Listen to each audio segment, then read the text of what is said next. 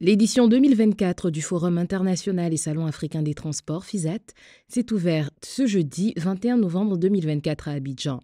Les travaux de cette 8e édition mettent en lumière les défis majeurs du secteur du transport en Afrique, en particulier en Côte d'Ivoire. Les autorités et les acteurs du secteur incitent à une réflexion approfondie sur les enjeux et les perspectives pour une mobilité durable.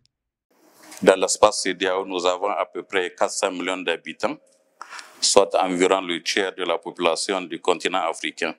L'intégration économique de l'Afrique de l'Ouest est freinée, comme vous le savez, par des déficits importants des infrastructures et services de transport, avec plusieurs défis, dont entre autres, donc on cite quelques défis, la problématique de la facilitation des transports, donc tout ce qui est persistance des mauvaises pratiques, innombrables barrages routiers, etc., des longs temps de passage des frontières, des coûts élevés de transport, absence de synergie entre États, donc États membres dans la gestion des corridors, tant dans la programmation des investissements sur les transports routiers qu'en matière de stratégie d'entretien. Donc le mauvais état des infrastructures limite notamment la capacité de croissance et de développement du secteur privé africain.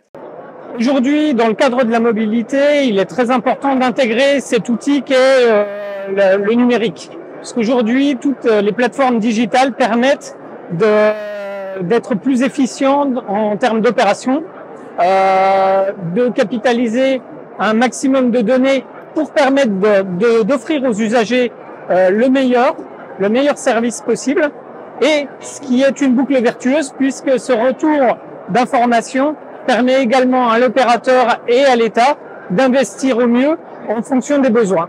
Pour le Sénégal, aujourd'hui, l'orientation qu'on a, c'est un modèle de financement intérieur.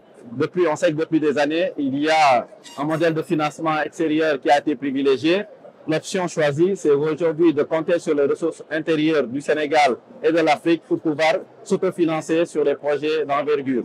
Les participants au forum ont également souligné la nécessité de transformer les infrastructures de transport en véritables corridors économiques. Un projet clé en ce sens est la mise en service de la ligne 1 du métro d'Abidjan, prévue pour la fin de l'année 2028.